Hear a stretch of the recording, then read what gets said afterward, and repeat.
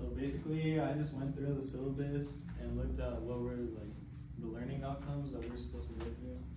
So three major sociological paradigms, which is like the structural functionalism, which views society as a whole, and like many independent parts that all work together, and like the emphasis is like keeping stability and order, and that's like by Durkheim, I think that's how you say it. And then conflict theory is like Marx and Weber, and it focuses on inequality and like power struggles, and like how elites maintain power, and how social change is only through like revolutions and stuff like that. And symbolic interaction by Mead and this Blunter, right? Or something that I heard. And that's just like the micro interactions we have, like day to day, and then like how society is maintained through symbols and everyday interactions. So norms and values. Values come from our culture, and this includes like things that we value, such as like freedom, success, and like respect for elders. And the norms are like the rules and exceptions that guide our behavior. So like folkways are our everyday actions, mores are like things that we have a moral significance, and then taboos are like things that like aren't good or like stuff we shouldn't talk about. So their function is like to maintain social order, and violations of like these norms and values like are met with like punishment. And then so like these norms and values change throughout each like society and culture. And then dimensions of inequality. Race is a social construct and it's based off physical differences.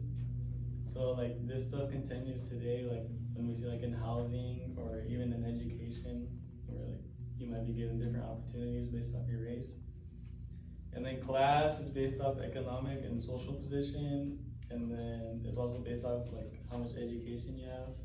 So like your social mobility, or like if you might be able to like go up in a social class, is based off like these barriers. And then gender is also socially constructed, and this is seen in wage gaps and division of labor.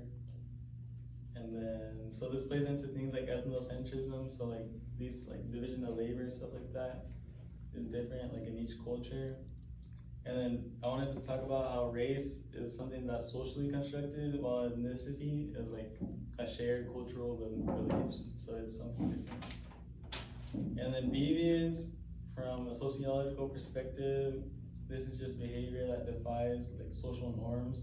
So from a functionalist view, deviance like it clarifies the norms, so like the rules are like clearly visible. And then from conflict theory, the norms reflect the interests of like the powerful and the ones that are in power.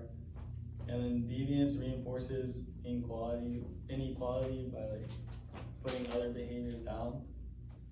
And then common social institutions, this is things like family, education, religion, government, and then like now healthcare and stuff like that. So the last thing is critical thinking by Wright, and then like social imagination. So this is just to connect like personal experiences like with larger forces. So like how they were talking about earlier, like with unemployment and like how it might be a result of the economy and stuff like that. So some things that we could do to like to incorporate this in our daily life is like to avoid assumptions and like, try to look for evidence, and then know the difference between correlation and causation. And then this plays into chapter 2, where we can also use quantitative and qualitative research.